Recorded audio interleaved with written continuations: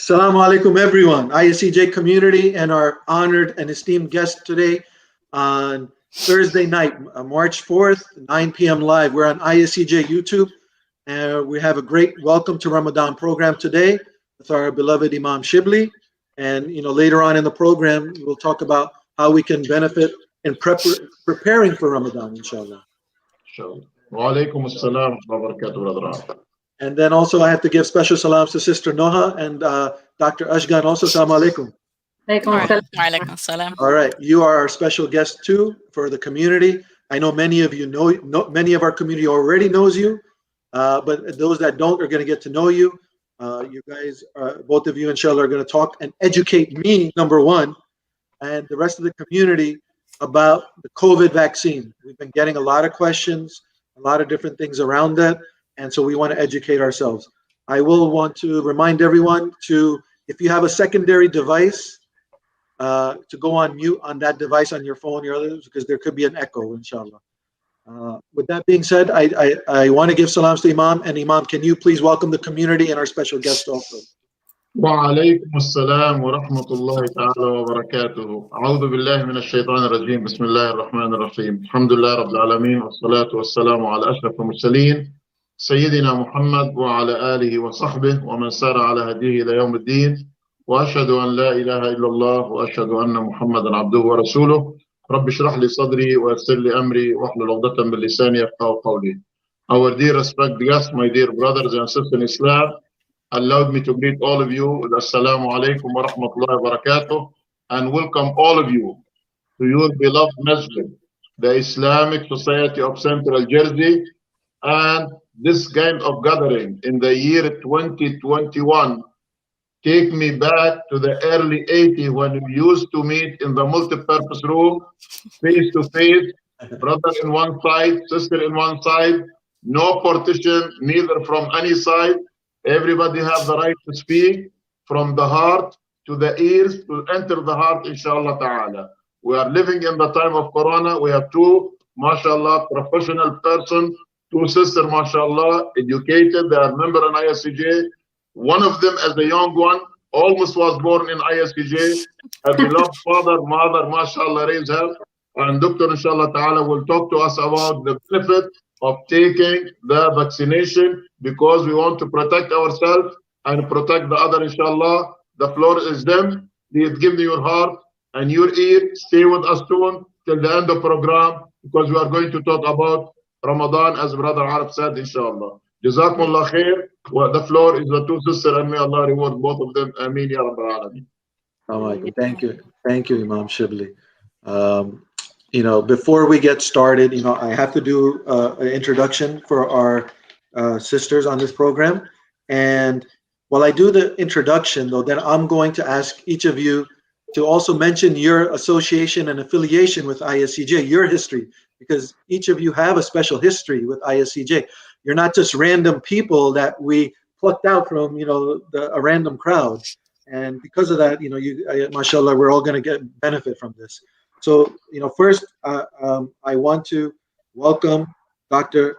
Ashgan, who is a pulmonary and sleep specialist, graduated from Rowan Medical School and completed her internal medicine residency in NYC in New York City and a fellowship at Memorial Sloan Kettering Cancer Center and the sleep fellowship at NYU Medical Center, and is currently practicing in Middlesex County and treating COVID patients in Penn Medicine Princeton Health Hospital.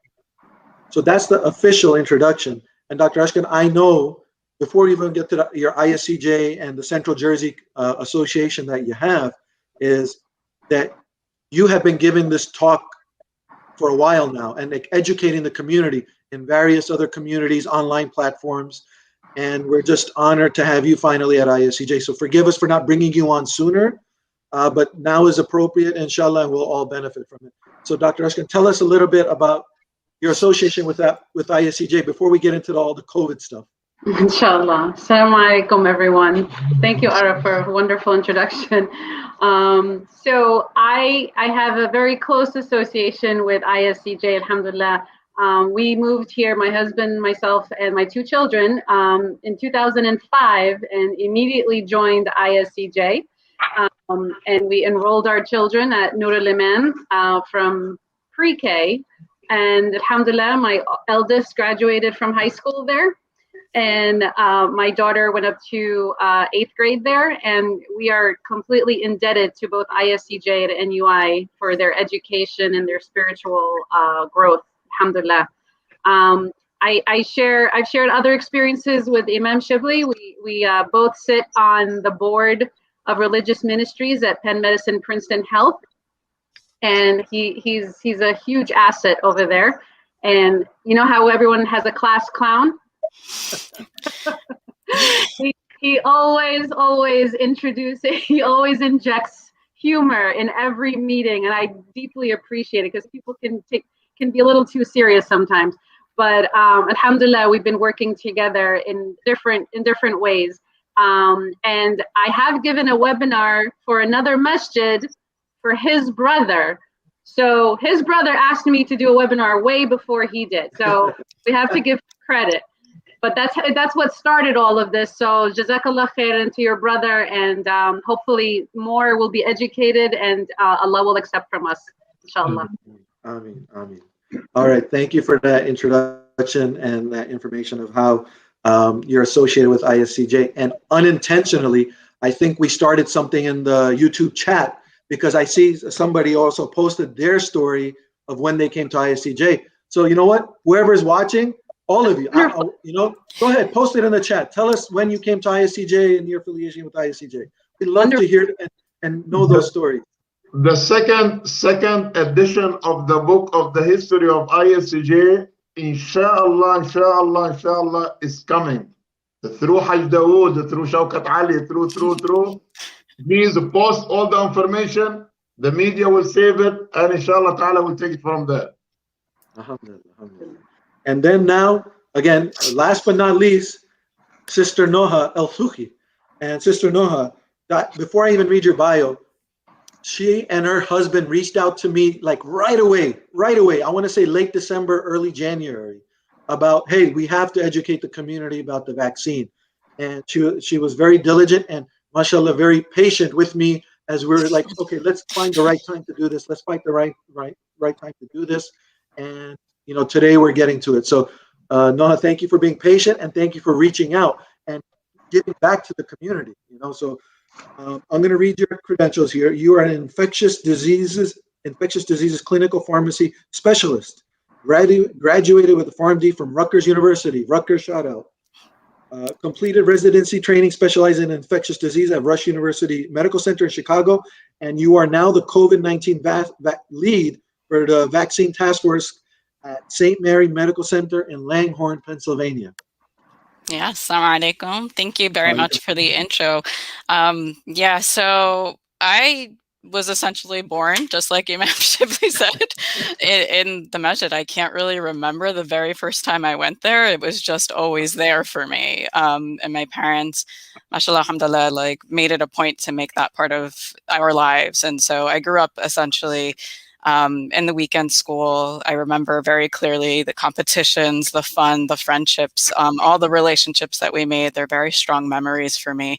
And so, alhamdulillah, my husband and I, we live in the area still, and we're happy, to now bring our children there so that they feel that same connection to the community that we do. Alhamdulillah, alhamdulillah. Well, thank you both. And I think we'll get started. And one thing I want to mention to our audience that's watching and listening to us is post your questions. We will take questions, anything with the vaccine related, and we'll do our best I'll monitor the chat, and I'll have our experts answer those questions to the best of our ability. So please feel free to start posting those questions, and I'll monitor it. But to get started, right, I'll lead off with saying this is, I want to ask each of you, right, is what are you seeing out there at your respective hospitals, and your general thoughts on the pandemic and your respective involvement in the vaccine rollout? Dr. Ashgan, I'll start with you. Okay. So we've been kind of battling this at the hospital since March of last year, and in the first few months was pretty horrible. The sites and how crowded it was, and we had almost every room filled with COVID patients. And the more sad statistic is that we really didn't know how to treat COVID patients very effectively. because we didn't have any data. This was a brand new virus, and we just didn't know. We were guessing for the first few months. There were a lot of deaths, a lot of just very sad stories, unfortunately. And then things got a little bit better. We started getting more medicines and stuff. And in the summer, the cases came down. And then unfortunately, in December, January, we saw the cases go back up. And we think it's because of the results of the holidays in this country, where people were traveling a lot to visit each other and brought back the virus. And so we saw a surge, I would say December, January, and maybe a little bit post Super Bowl for the Super Bowl parties. But then after that, after the dust settled after that, now we're noticing since January, end of January, we're noticing a decline in the number of cases all across the country, but definitely in New Jersey too. And in our hospital, we used to have 80, 90 people in any given day with COVID. I think the last check I made this week, we had 19. So big decline. So I'm very happy about that. And I think the other big thing I've noticed is that not only the cases have gone down, but we're getting people out faster. So we're getting the people better and out of the hospital much faster than we did before. And I think it's because we know more, and we, alhamdulillah, we have the knowledge a little bit, we have more of the science, and we have good medicines now. Probably, you know, not miracle drugs, but really good medicines. And I think we're seeing a lot better results now, alhamdulillah. Noha? Oh, yeah, sure. I would say, so even though I live in New Jersey, I work in Pennsylvania. It's about 35, 40 minutes across the border. So we're not geographically that far, but I would say the story is pretty similar to what Dr. Ashgan had just mentioned. So with the exception that in the second wave, so around the Thanksgiving-ish time was when we actually saw a spike in Pennsylvania. And I know that it happened because I had some friends working in New York. It really happened in Pennsylvania to a greater extent than things that they experienced in their second wave. And same things, we consistently had 100+ patients filling our floors and our units. There was a point in time where there were more people with COVID in the hospital than without. And it was difficult, you know, and again, first time around, we didn't know very much. I remember spending a lot of nights just researching literature from China, from everywhere, just trying to figure out what can we use to help treat these patients. And alhamdulillah, things became a little bit better. The summer came, you know, we hit that second wave. We were better equipped to handle it. I think we were more prepared for it, but it was still a hard thing to see. And as those numbers came down, we are, again, very similar to what in the Princeton area, I would say low mid-20s is what our last numbers were. So it's still there, but you know, we're living in this, we're prepared to handle it, I think, for the long run. You're muted. Thank you. We have to say that once per webinar. Right. Exactly, right? Alhamdulillah. All right, so we're getting a lot of questions in there, and I'll get to them in a second. But I did want to ask both of you, right? We're getting bombarded with, you know, we had the Moderna, we have Pfizer, now we have Johnson & Johnson, right? Can both of you talk to, does it matter, you know, which one? And explain a little bit the reasoning behind that. So I can give you a little bit of my perspective. We do definitely get this question a lot. I answered it today for one of my colleagues. The states are a little bit different in their recommendations and what they're doing. In Pennsylvania, they've actually stated that they're going to be giving Johnson & Johnson to the teachers right now. And they're reserving it for that population. So when Moderna and Pfizer first came out, that the information about how they work and how good they are at protecting people from getting COVID, they're very similar when you kind of look at the numbers. I think with Johnson & Johnson, it was done at a later time, those studies. And so it's a totally different world. And I think we can talk a little bit more about the variants and what that means. But the important thing is that all three of them have proven to prevent basically severe disease. They're going to limit, nobody's died who got the vaccine from COVID, so that's a clear win. And at this point, supply is so limited that the best vaccine is the one that you can get in your arm. And that's kind of what we've been telling everybody, is the first one that you have access to is the one you should get, because it's going to prevent you from getting severely sick, and it's going to prevent you, inshallah, from, you know, severe things like dying and ending up in the ICUs. Yes, and I definitely want to, I agree with Noha completely, and we get that question so often. And I see in the chat, is there a way to people choose which vaccine they get, which one is better? So I want to put something in perspective. So I know everybody's kind of focused on Moderna and Pfizer, 94, 95%. Sounds really wonderful, and it is. I mean, I don't think we've had vaccines ever with that kind of effectiveness or efficacy. But when they look at Johnson & Johnson, they say, oh, it's only 72%. That's terrible. Why would I want that if I can get Moderna or Pfizer? And what I want to tell you is that that's really comparing apples to oranges almost. It's not really 72 versus 95. What's going on, as Noha was alluding to, is that the 94-95 efficacy was against the original virus. So they completed their vaccines production and testing and trials way before any of the variants came out in the population, definitely way before it came into this country. And so if they were to be tested now against these variants, and they actually are doing that, you will see the number lower than 94, 95. So if anything, maybe 3 months from now, we'll find out that Johnson & Johnson is just as effective as Pfizer and Moderna against the variants and the original COVID. So please don't compare 95 to 72. And like she said, the key here is not so much preventing infection. The key here is that all three vaccines almost pretty much guarantee you're not going to die from COVID infection, inshallah. And it almost guarantees, almost, not 100%, but almost guarantees you're not going to land in a hospital with severe disease. So we can get infections and have sniffles and be sick for a few days, but you're not going to die if you get the infection, if you have the vaccine. So that is, like, I think the lesson of the day, really. So hopefully that was clear. Yeah, no, it was clear. And I just learned something. I didn't realize about the percentage and the efficacy numbers and what that really means. So thank you so much for explaining that. I had no idea. That's why we're here together, inshallah. Imam, it seemed like you wanted to say something. I'm not sure.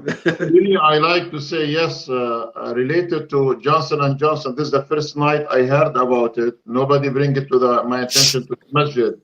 But for the elderly, pregnant women, some patients have different issue. You know, all these things come to the mihrab to ask the imam, do I have to take it? I said, go to the doctor, don't ask me.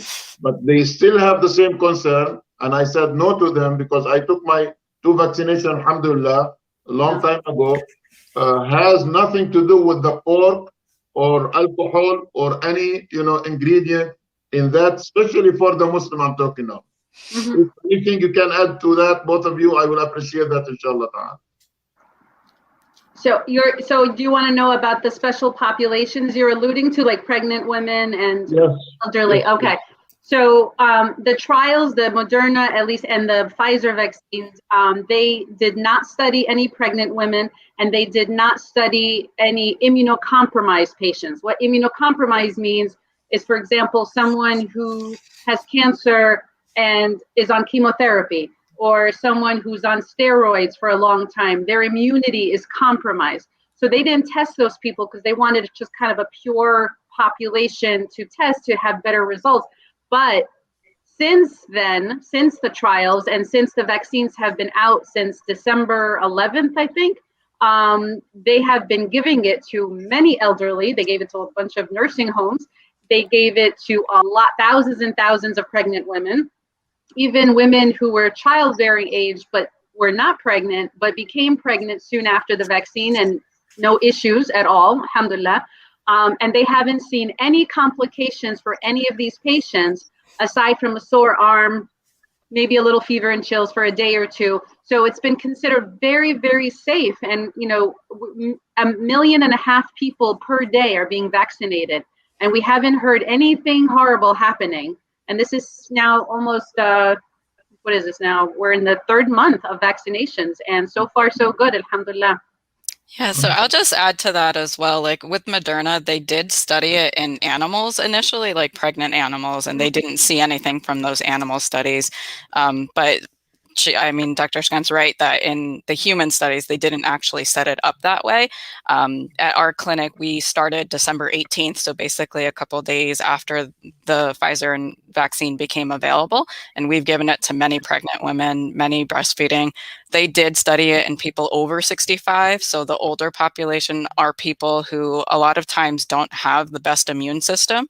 So it's the way I kind of like to look at it, and the way I talk to people is that what are your risks, right? So you look at getting COVID infection, and people who have not the best immune system, people who are older, who have other conditions, they're going to be at risk for getting the infection and then not doing well and ending up in the hospital. And we're just starting to learn about what are the long-term side effects of getting an infection. There's so many people who months later still feel sick, even though they've gotten out of the acute phase or out of the hospital. But then when you look at the vaccines, it's a more reliable way or a safer way to just teach your body how to fight the infection. And that's kind of the point we drive home, is that you don't know how you're going to do if you get sick with COVID. You don't know if you're going to be the one that ends up in the hospital, or you're going to be the one that just gets loss of sense of smell or taste. But we know that no one's going to die from taking the vaccine. And then that's the balance that we're trying to play. Thank you. I think you're on mute again. The perils of multitasking. I don't want to interfere with you guys, because I'm getting questions on the side, that other things. Okay. Alhamdulillah. So,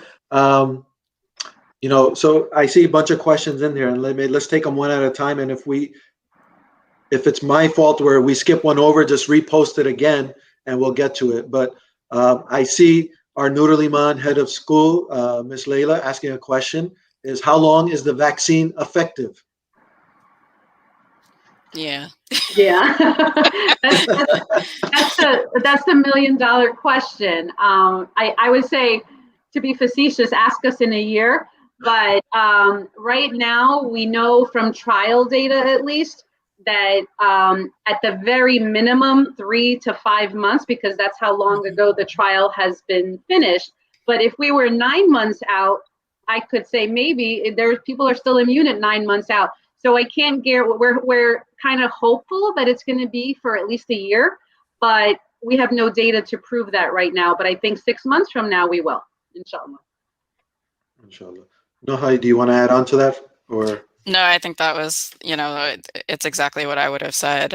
We just don't have the luxury of time yet, because we're kind of living this as it's happening.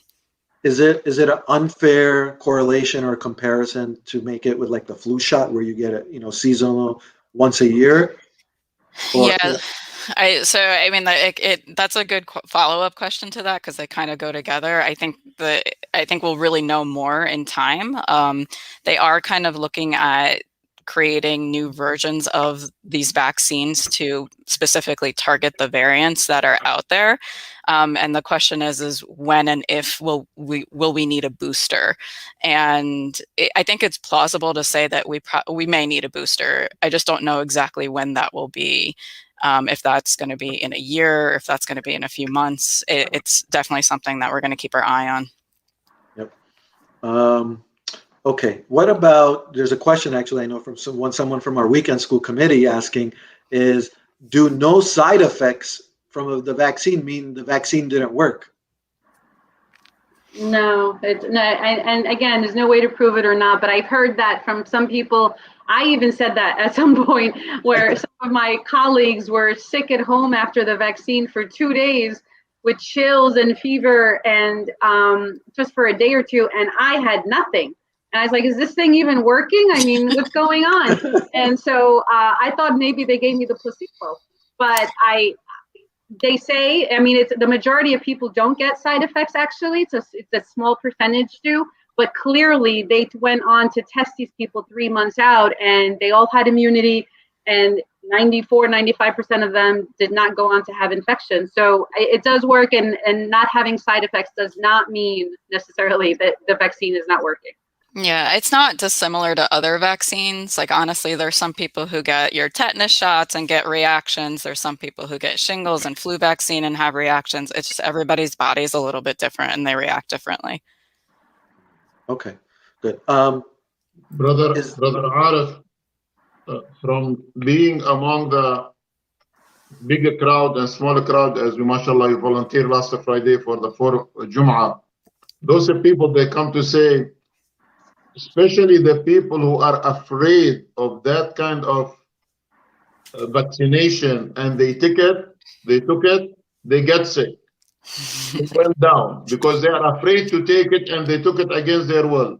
But the person who took it and forget it, as Dr. Ashgan said, nothing happened to them. I have many names, many examples. They tell me, I was afraid to take it. Yeah, go ahead, take it. I took it, alhamdulillah, okay. But because they were afraid, something spiritually or maybe psychology, something happened to their body. They take 2-3 days, they never appear in the masjid. Later on, they find themselves very good. Don't be afraid. Don't be afraid. Don't be afraid. Leave it to Allah subhanahu wa ta'ala and to the doctor who advise you. Very excellent point. I'll ask this question as it's a follow-up. Imam brings up a good point here, is can we be mentally defeated by that? You give yourself such anxiety over something like that, right? That's a thing, right? I mean, you can't give yourself or I guess with anxiety, you're not going to cause a fever to happen, because that's something we can measure and is really there. But the other side effects, like headaches and feeling tired, things like that, certainly, like, you can work yourself up to that. And I can tell you that in our clinic, we definitely had people who, just from anxiety of having to make this choice, we had to sit with them and talk them through it, even after they got the vaccines, to kind of calm them down. And you try to get at the root of it, and they were just nervous. And I think the media doesn't always help, because in the news you see all these things about, these are the side effects, you're gonna experience this, and then everyone they're sitting there waiting for it. Yeah, no, especially from what I'm hearing is like the second shot, right? A lot of people are saying the second shot, that's where you're gonna feel it, and you build that thing up in your own mind that. Well, yeah, absolutely. I mean, the what we have seen is, if you're going to have any side effects, and again, it's a very small percentage of people, it's usually after the second shot, because your body now is revved up for the second time and has the memory of the first shot, and the immune response is just more robust, and the inflammatory response is more robust. So if you're going to have a fever, more likely it's going to be after the second shot. Okay, since we're now talking about the second shot, so Imam, just give me 1 second and let me ask this question, because the second shot, so you get the second shot, and let's say you get a fever. Do you go through the fever process, or should you take something, a Tylenol, or try to, or let it, the fever, because the body is working to fight that, correct? So what is your recommendation? If you do, after the shot, you get a fever, you're not feeling right, what is the course of action? That's an excellent question. I get that just from every patient who's getting a vaccine. So I tell them, try not to go into the vaccine with Tylenol or Advil. Like, don't take it ahead of time, at least. Wait until you get home, because the majority of you are not going to have any side effects. And if you have like a low-grade fever, a little, feel a little chilly, I think you could let that pass. Everyone is different. Everyone can tolerate 103. Some people can't tolerate 100. So if you are miserable and you're in pain, or of course, take Tylenol. It will not interfere with the response from the vaccine in your immune system, because Tylenol doesn't interfere with your inflammatory cells. And so it's totally okay for you to take that. Even recommended you could take non-steroidal, like Motrin, afterwards if you have a lot of pain or discomfort. So totally okay to do that, and doesn't interfere, but I wouldn't take it before the vaccine, only if you need it after. Yeah, And just so like people understand too, like the reason we don't want you to take those things beforehand is because there is the chance that it will make the vaccine not work as well, and we don't want to chance that for a side effect that you may never end up having. Okay, good to know. Imam, did you want to say something? Yes, by looking at the screen on my cell phone, not my computer, my cell phone, 4 of us are married, yes or no? Yes. I am married. I love my wife. I took the vaccination with her. Now there are some houses, as a husband and wife, if the husband feel good and he see his wife or the spouse, let me say the spouse, went down a little bit, there is no support from each other to each other. And that's not accepted. The minute you see your spouse, male, female, I mean, English, little down, try to give that person too much support. Don't go to the job in that day. Don't come to the 5 times the prayer. Don't leave that person in the bed. Maybe that the situation will be worse. But when you support that person, because both of you took the vaccination either 1 day or 2 days or maybe months, just try to keep supporting each other, and inshallah both of you will be okay. Ameen ya Rabbil Alam. I mean, Oh, that's an excellent point, Imam, and we should be doing that all the time, whether it's COVID vaccine or anything. Alhamdulillah. All right, so I'm going to go back to the chat, and I see there's several questions here. Is there a way for people to choose which vaccine they get? so not at this time. It's whatever you can get your hands on. It. People are having a hard enough time finding open appointments. So whatever you can get an appointment for. I mean, they don't even often tell you what they carry at the sites that you're going to. Yeah. And remember our first point of all 3 vaccines, extremely effective and extremely safe, and all approved by the FDA for EUA. So please take whatever you're offered first. Okay, good sound advice and a good reminder. And we might have to repeat that later on too, before we close out, right? I think we touched on this, but let's touch on it again. To address the vaccine hesitancy. People don't want to take it because there's no long-term studies. I know you guys did touch on it, but let's maybe dive into that a little bit more. I mean, I don't want to speak for you, but both of you have made it very clear, take the vaccine. Now, what about the long-term? Like you said, we don't know. But if you want to further elaborate on that. Yeah, I mean, it is just the reality of the situation being in a pandemic. They were approved through an emergency use authorization, which is a little bit different. But what that means is that the vaccines, we didn't have them out here for 2 years or 3 years to see what their effect was and lots of people over a long period of time. But that being said, again, it is being monitored. So everyone who gets a vaccine now, we do encourage them to sign up through the CDC, at least at our site. There is a site called VSafe, and they actually will text you every day to check in and see how you're feeling. We do recommend that everybody signs up for that when they get their vaccine. And that way, if you experience anything, it can be reported. The other thing to note is that with vaccines, generally speaking, long-term side effects are extremely rare with all vaccines that have been around for many, many years. And usually if you do see something, it happens within the first couple of months. And so alhamdulillah, we haven't seen that yet, but it is something we're just going to continue to monitor, and the FDA is going to make sure to follow up on that. So like, it's hard to tell, but the odds of, let's say, a side effect like being causing infertility, so infertility, it's interesting. That question's come up a lot, and I think we can both give you perspective on that. There's no evidence that it causes infertility. There was people in the studies who became pregnant in the studies.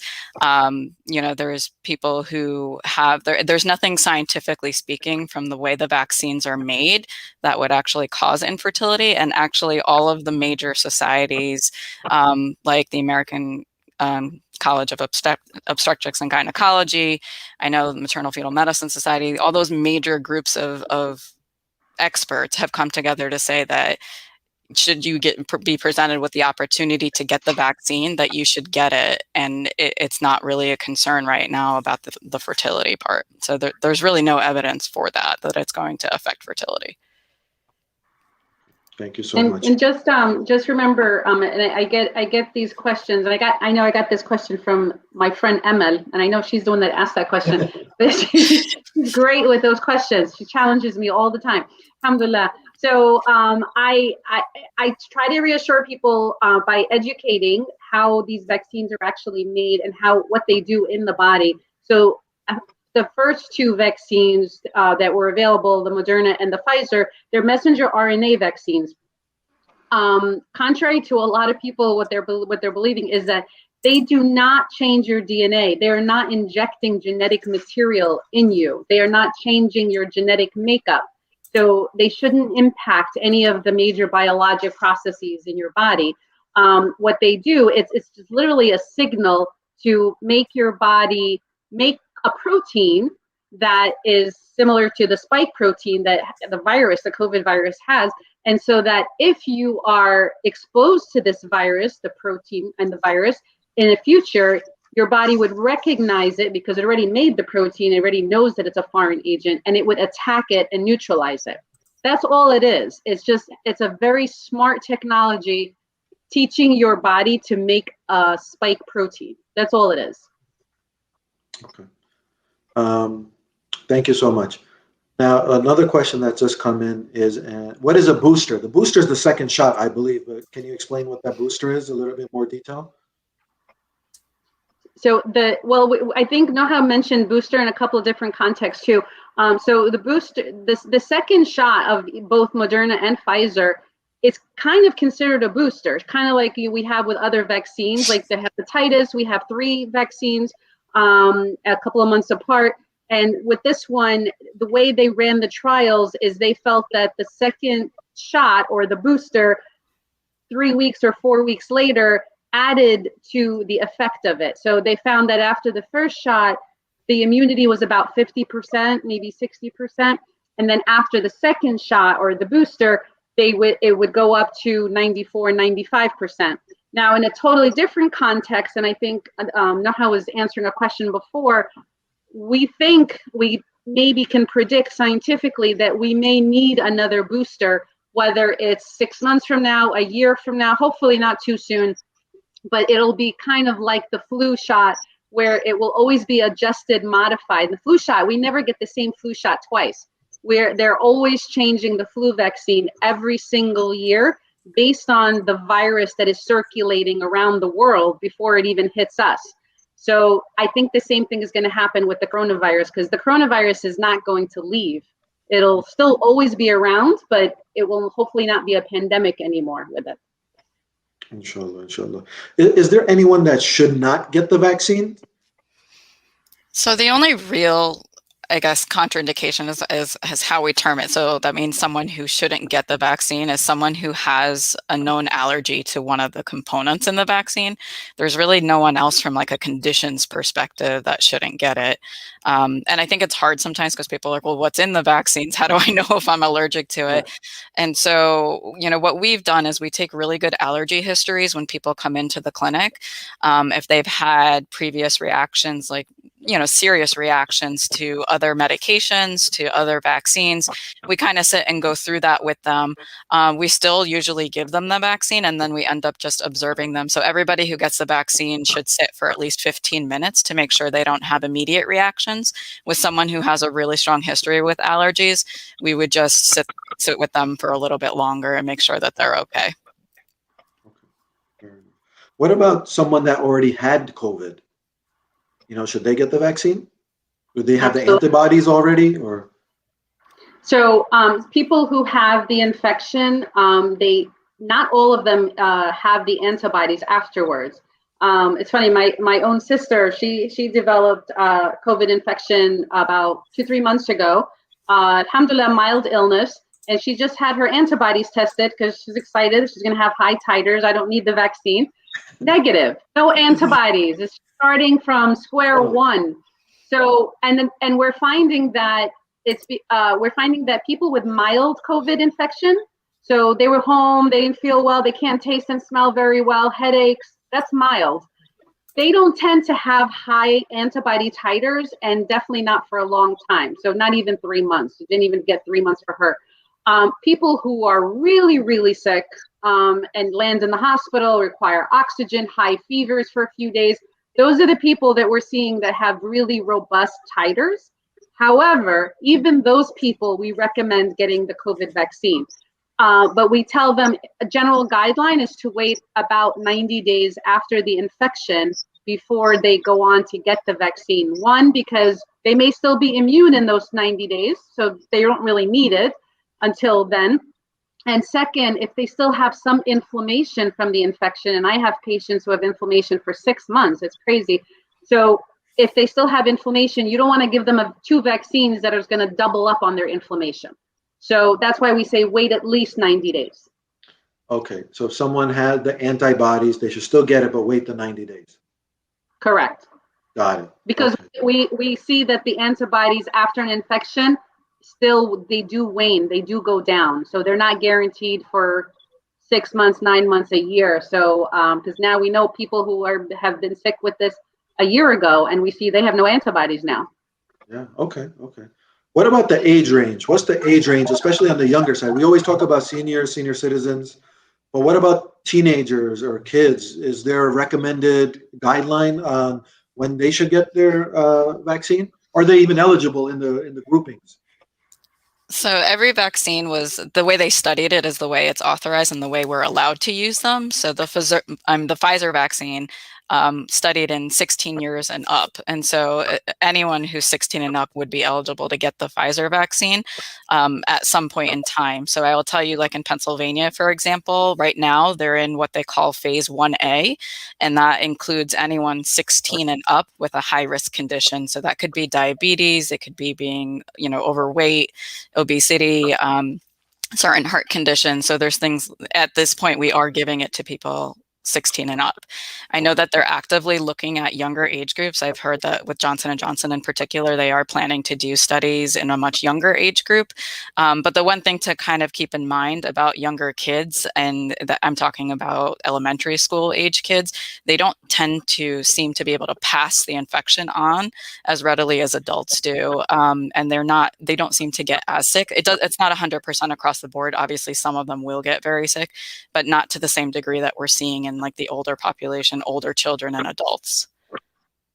And also just to add, Pfizer, as of 3 months ago, October, they did start studying children ages 12 to 16. And so, because they knew that was going to be a very strong, very important cohort.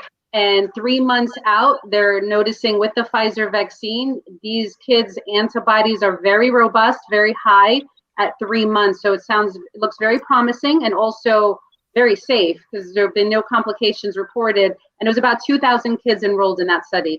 So we're hoping that means the kids who are 12 and older will also be vaccinated, hopefully spring, summertime, inshallah.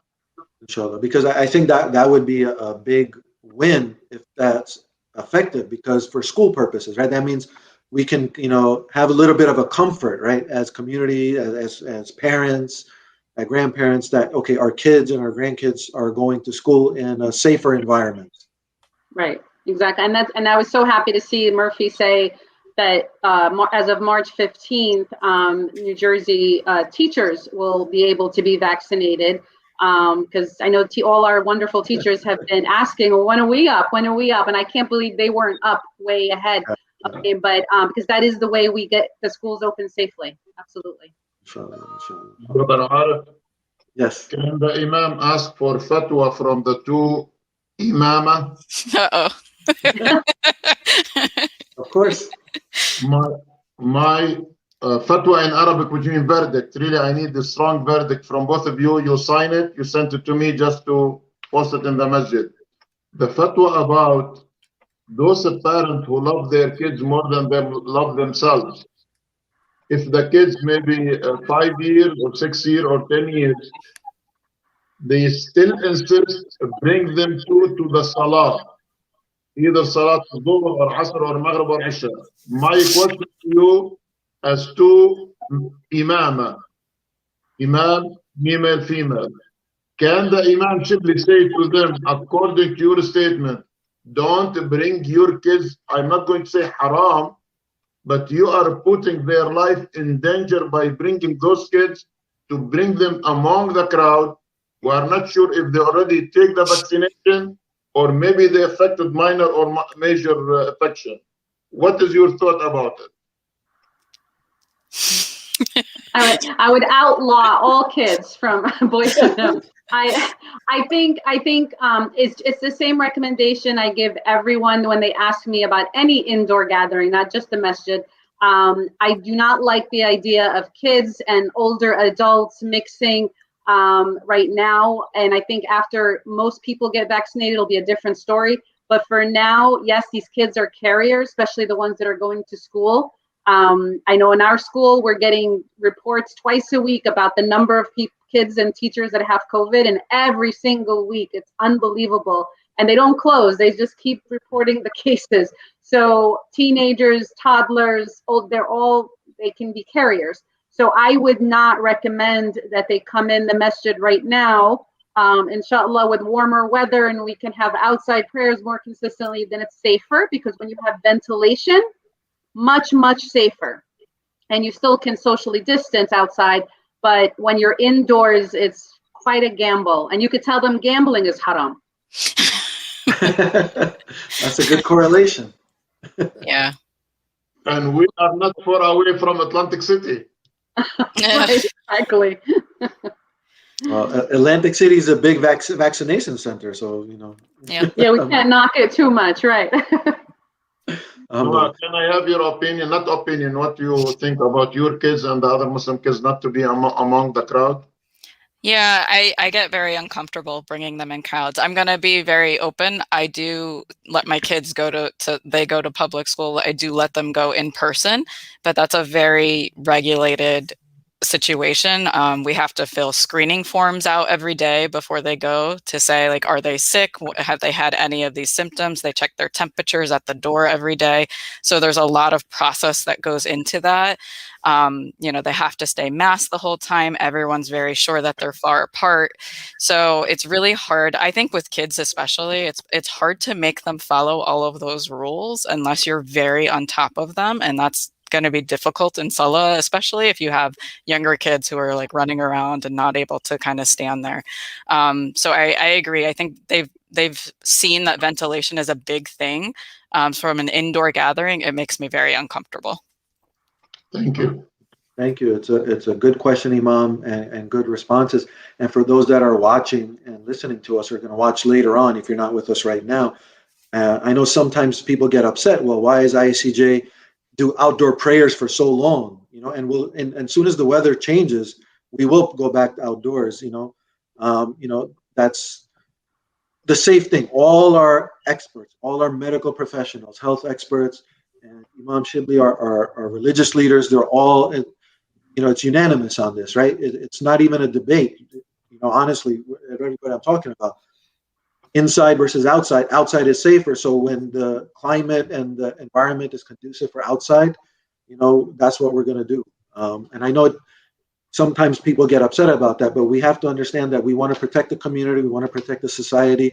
We have a lot of seniors and elders, regardless of age, right? But still, we want to protect everyone.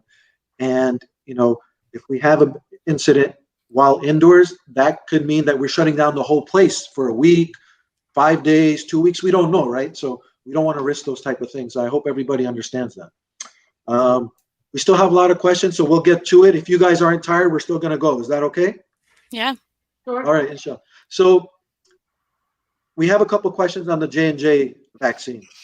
I think it's relatively new information coming out, so I don't know if there's enough research and information that the two of you have on this, but there's an ethical question around it, right? The source of the stem cells and where they're using it. I think one of the Christian organizations, they made a statement, or a leader said, maybe avoid Johnson & Johnson. They didn't say don't use it, but avoid it if you can. I think that I'm paraphrasing, but what can you tell us and share with us from what you know about the Johnson & Johnson and the way they use the source to develop the vaccine?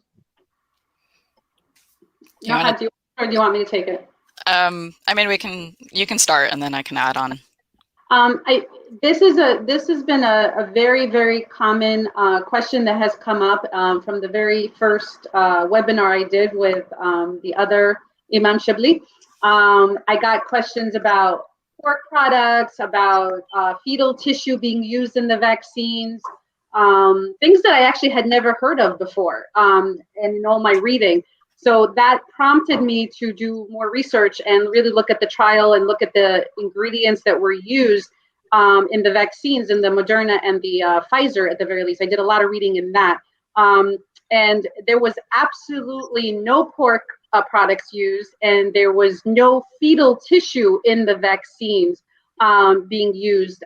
So I actually did another webinar, and I dragged my Sheikh brother into it, so he can give an Islamic perspective on it. So because I didn't want to misspeak, and he reassured everyone because he researched it. And Muhammad, mashallah, he gave a very good explanation and reassured everyone that this was halal in every aspect of halal, because he said even if it contained those prohibited products, even if it does not, but even if they do, and you're faced with this can save your life potentially, versus you don't want to take it because it's a prohibited product, you have to choose life. And so there's no question there that Islamically speaking, it's really supportive of vaccines and medical technology. So Imam, you can add to it if you wish, please. I like to mention my sister name now, Dr. Ramadan, Suhair Ramadan.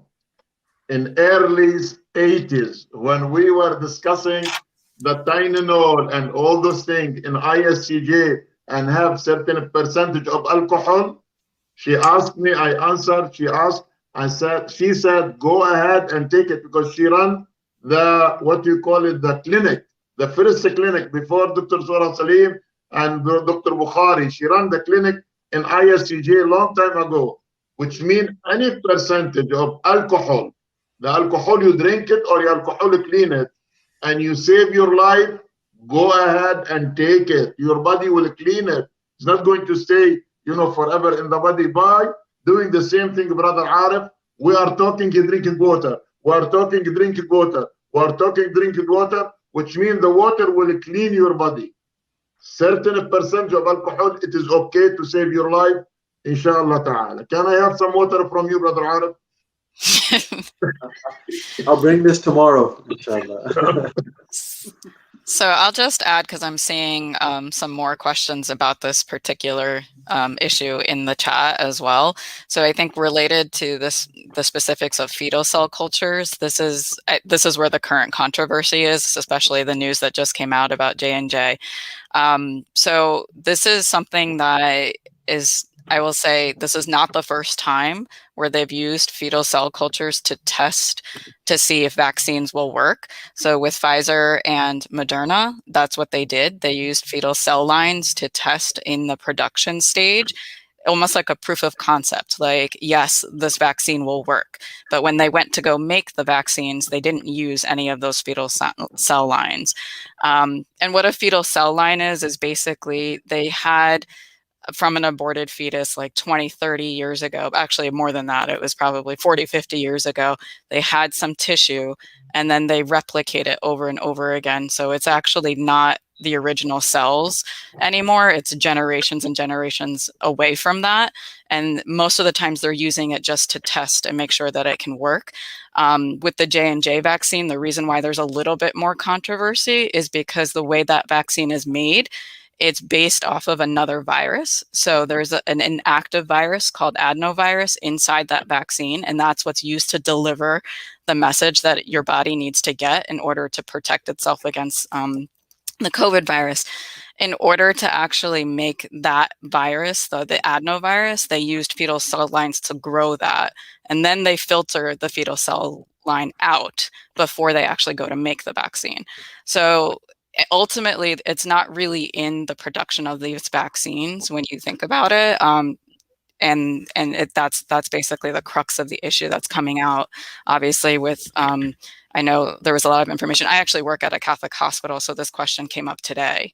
about J&J, and because obviously they have very strong views against abortion and whatnot. And I saw an interesting statement that came from somebody's church about it is a charity upon yourselves to actually take this vaccine because of the number of people that you would potentially save. So I actually thought it was very interesting to see that coming from the church as well.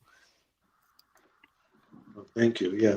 So, there's always different layers and nuances to all of these things. And, what best we can do is educate ourselves the way the two of you just educated us in explaining that. And of course, there's always a lot of different things, reliable, credible sources out there. When you use Shake Google, but just make sure you're not clicking anything, but you're going to credible medical experts and credible Islamic scholars in this space also. There's plenty of them. And, so do your own due diligence also, for anything with that. And that's not just with COVID vaccine, with anything, right? Ultimately, Can you add to your note and let Dad translate that in pure English? Three hadiths have 3 words, exactly what the church said. La darara wala dirar. Very strong word in Arabic, which means I am not allowed to hurt someone and I don't allow anyone to hurt me. That is, but tell that to translate it, La darar wal dirar, one of the hadiths of Arba'in al-Nawawiyah, you read it in the school, maybe we forgot it, which means it is a charity for me not to hurt somebody else if I'm able to protect them, inshallah. Inshallah. All right, so we're going to move on from this specific Johnson & Johnson question and move on to some couple other things. I don't think we've touched on the variants. In the news and the media, we're hearing about, South Africa variant, Brazil, the UK variant. Will the vaccines address that or just mitigate it? Or, if you can elaborate on that. So they've looked at the efficacy of the vaccines against the new variants. Like I said, Moderna and Pfizer came out before the variants came out. So the 94, 95 does not apply to the variants. So what they have done is they've been testing the Pfizer and Moderna kind of in a lab against the new variants. And so what they do is they kind of get a synthetic variant in a test tube and they combine it with the vaccine, just to very simply put it, and to see what happens. And they did notice that the efficacy goes down by 2/3 when you're going to try to neutralize the variant. So remember, it's 2/3 down from 94, 95. So it's still not bad, but it's not wonderful. And that's why they're already actively modifying the vaccines and providing boosters, hopefully in the near future. But what they are also saying is that it's not about just preventing infection with the variants. It's about preventing severe disease due to the virus and death due to the virus. And that data is a lot more encouraging.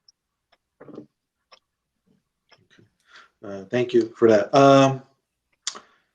I want to kind of wrap this up. One question I do want to ask here, because it might not be obvious to everyone, right? Like, I'm really always the slowest person on picking up things, right? So I get the vaccine, and does that mean tomorrow I don't have to wear the mask anymore? I don't have to observe social distancing? That's what I want to do. I'm like, that would be nice, but yeah.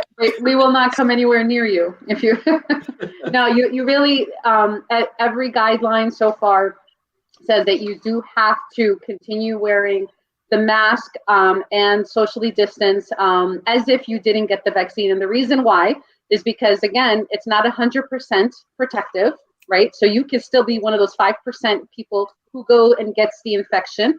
And the other thing is, just because you're immune doesn't mean you can't carry the virus and give it to one of your brothers in masjid or in work or something. So until we get that data, we have to protect, just like Imam Chebli said, we have our duty to protect others as well as protect ourselves. And so we have to do this until herd immunity is achieved. And for anyone who's not familiar with that term, herd immunity is when the majority of the population is immune, and so there's less bodies, less hosts for the virus to infect, and that's how you end this pandemic. And just out of interest, I was looking up numbers in New Jersey.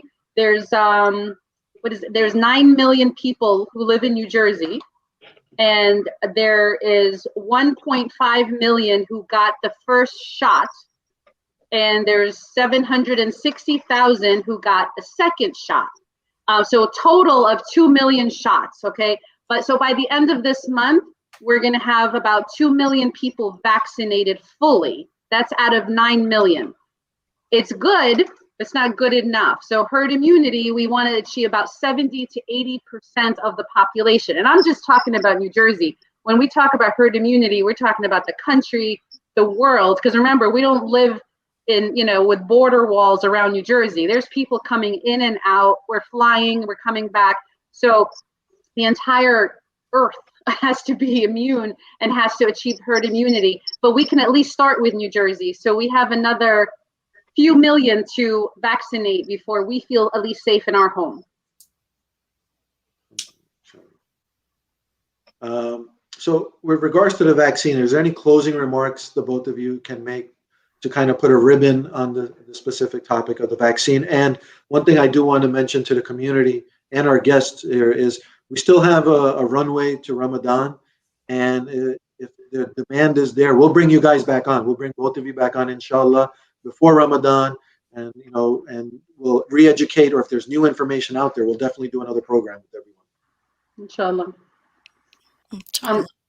I guess just a final closing words for me is, I know it's very frustrating because there are people who are not hesitant to get it, but yet they can't get it. They can't seem to know where to go get it. And there are different websites, there are different new centers opening up.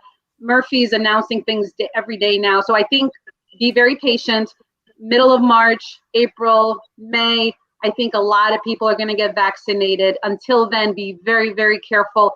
Also, I would implore you to help your elder parents to get registered, because not everyone is tech savvy. Not everyone has access to internet or the computer. And I feel like it's the, tech savvy people that are accessing all these registration sites and setting themselves up on 5, 6 different sites. And there's one person who doesn't know how to do this, and they're sitting there 80 years old and doesn't know how to register for the vaccine. So please try to find those people and help them register for a vaccine and educate them. And hopefully, if you learn something today, don't keep it with you. Spread it to others, inshallah. Absolutely, absolutely. So one takeaway that you mentioned something there, like the elderly and those that are not tech savvy. It doesn't have to be elderly, Honestly, there's people out there that, don't understand or how to do that. If there's anyone watching and listening to this and you're having trouble registering, reach out to us. Many of you can reach out to me, get my contact information, and I'll arrange to get you guys registered through some way, inshallah. So, but yeah, don't sit on the sidelines. Reach out to somebody. If you're coming to Jummah, you're coming to the masjid, call the office, give your information, and we'll make it work. We'll take care of you, inshallah. We'll get you, help you get registered if you're having trouble registering to get the vaccine. May I suggest a registration drive outside of ISCJ one time when it's warmer, perhaps? Yeah, we can definitely do something like that. Yeah. That's it. Yeah. Noha, what's your takeaways? What do you want us to remember, and what do you need us to do as a community? Yeah, I think it's really important. I will say that I didn't fully understand why people in our community or why some of them are hesitant. Like, I would love to actually sit with people and have more of these conversations. I want them to feel comfortable. And I think one thing I want to share with everyone is that I wasn't always there. So when these vaccines were on the horizon of getting authorized, I had to really stop and think, like, as a healthcare professional, I knew I was going to be one of the first groups to be offered the vaccine. And I had to stop and think, like, how do I feel about the vaccine do I want to take it, knowing like, the short term, the fact that we didn't have long-term side effects. And the more I dug into it and I read the science, the more I believed that this was the right thing for me to do to help protect everyone around me, to help protect myself, and to help us get out of this pandemic, honestly. And I prayed my istikhara and I went and I did it and I felt great. And it was really a relief. And I want people to feel that. I want them to feel safe again. So, we're happy to do many more of these discussions. I would love to reach out to those people who still have a lot of questions. For those of you who really want the vaccine or just having trouble getting it, I agree, just be patient. I know from working our clinic, at my hospital, the logistics behind this are enormous. It is really difficult.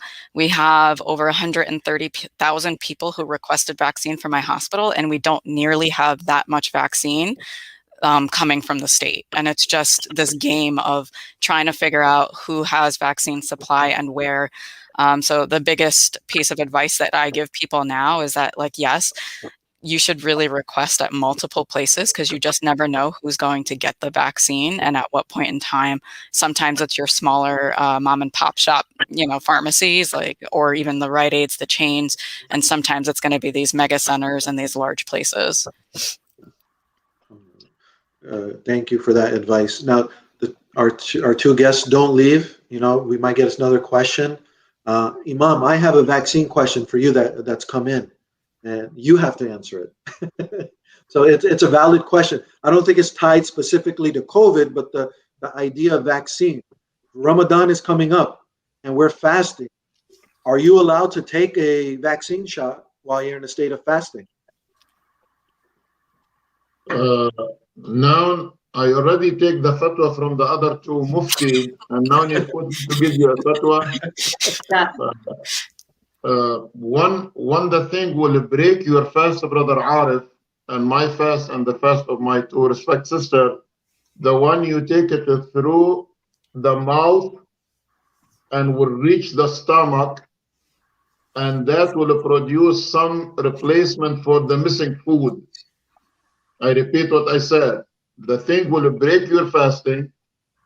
The one you take it through the mouth or through the nose and go directly to the stomach and replace the food which you miss as the breakfast or the lunch or the, before the iftar.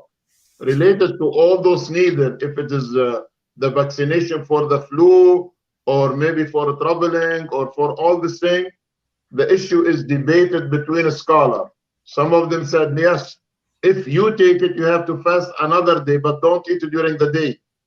If you take it during Ramadan, you keep fasting, but after Ramadan, you make another day. Some of them said, no, there is no need to repeat because Allah never deal with us with interest, which means taking the needle, in many opinion, does not break your fasting, especially as the two last statement come from the two speakers, Jazakumullah khair, by saying this vaccination, it is not available 24 hours.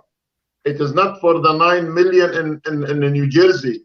When you grab it, take it, and may Allah subhanahu wa ta'ala reward you, but don't eat that day and keep fasting, and may Allah subhanahu wa ta'ala accept from all of us. Ameen ya Rabbil Alameen. Thank you so much. So we spent a good hour plus on the topic of vaccine, and so one more missing a question for me, not for anybody.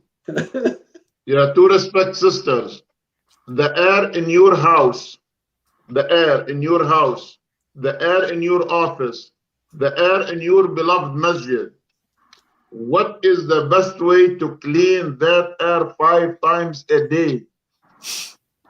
Open the window. I'm talking about the air, not the floor. Windows and doors. It's open. Yeah, not the floor, not the bathroom, not the this.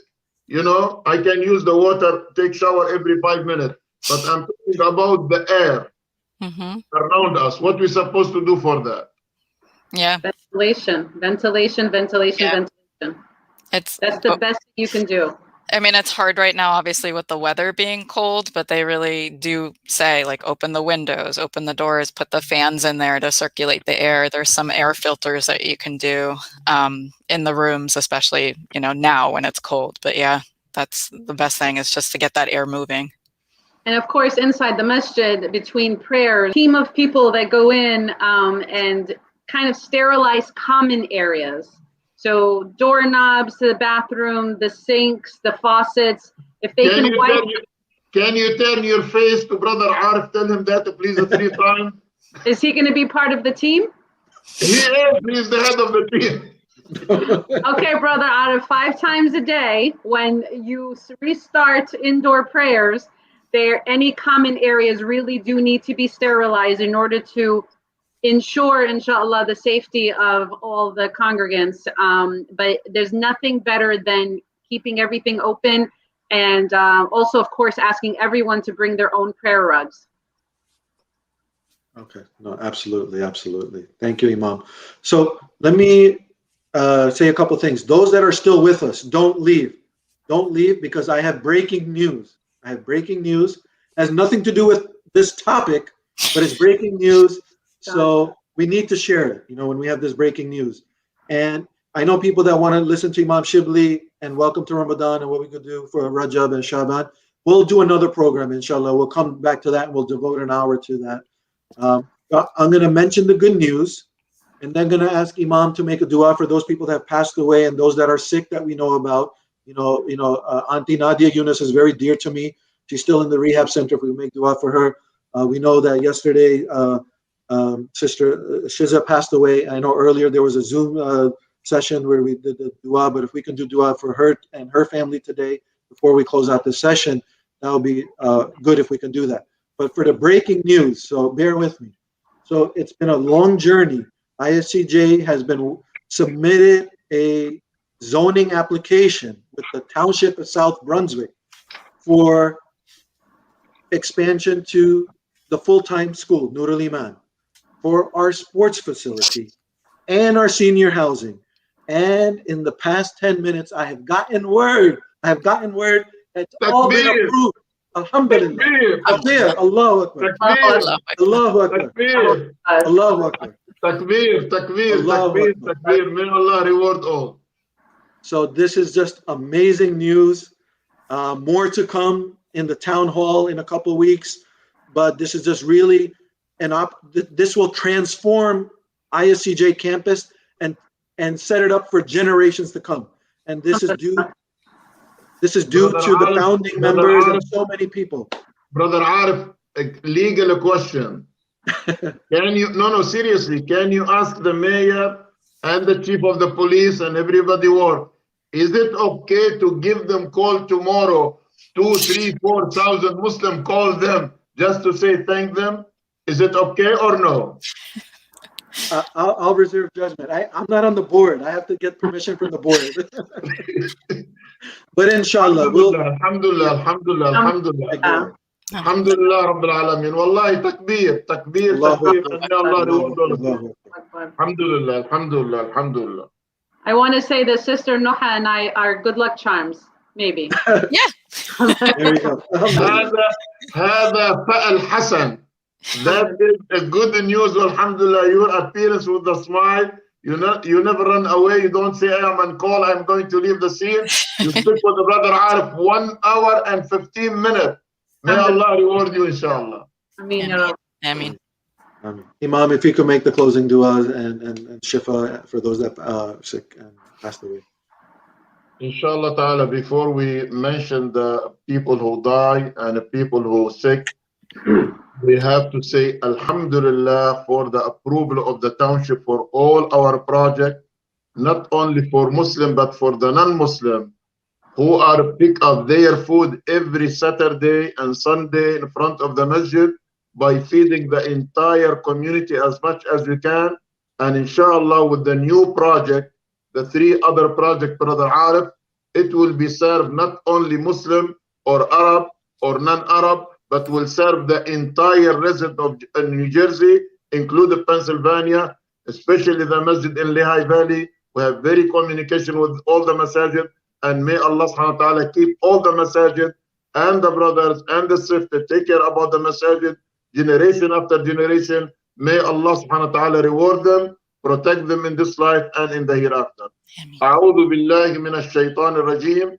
بسم الله الرحمن الرحيم.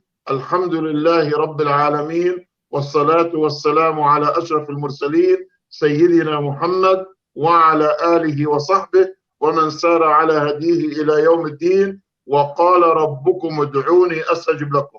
ربنا آتنا في الدنيا حسنة وفي الآخرة حسنة وقنا عذاب النار.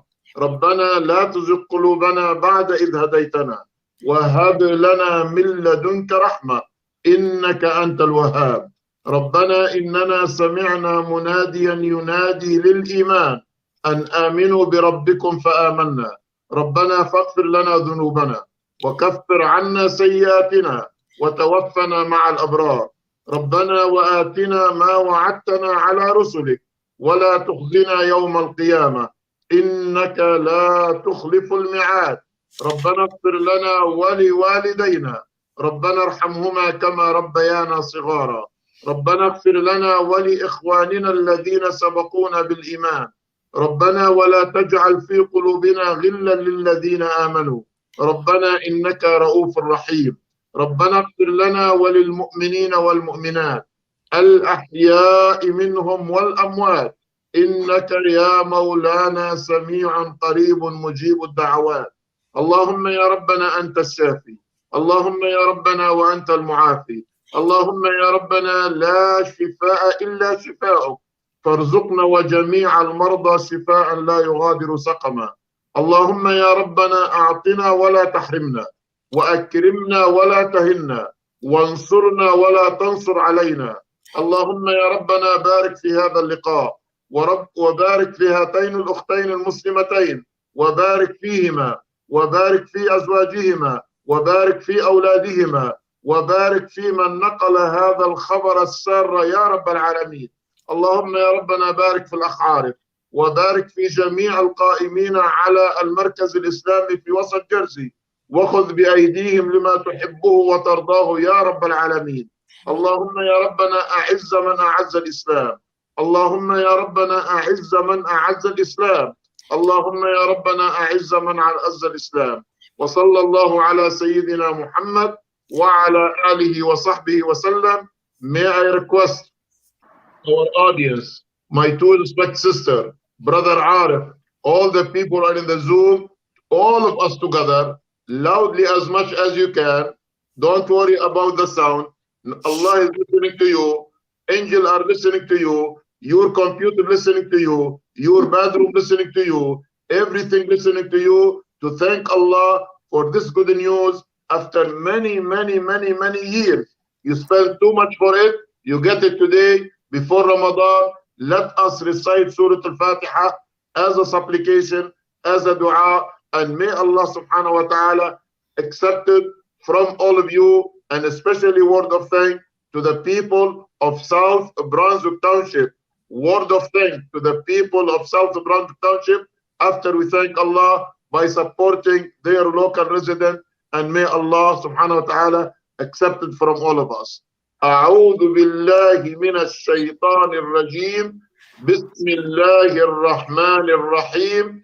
الحمد لله رب العالمين الرحمن الرحيم مالك يوم الدين إياك نعبد وإياك نستعين اهدنا الصراط المستقيم صراط الذين أنعمت عليهم غير المغضوب عليهم ولا الضالين آمين. صدق الله العظيم.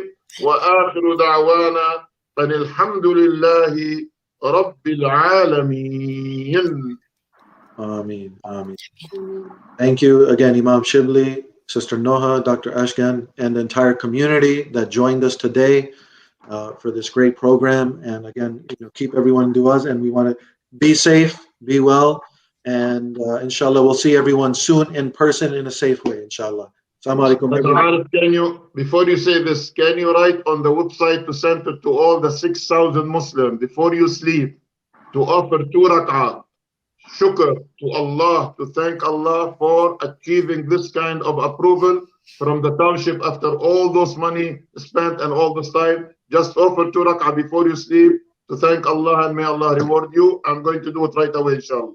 Inshallah. Thank you so much. Thank you. Assalamu alaikum. Fine. Wa alaikum assalam wa rahmatullah.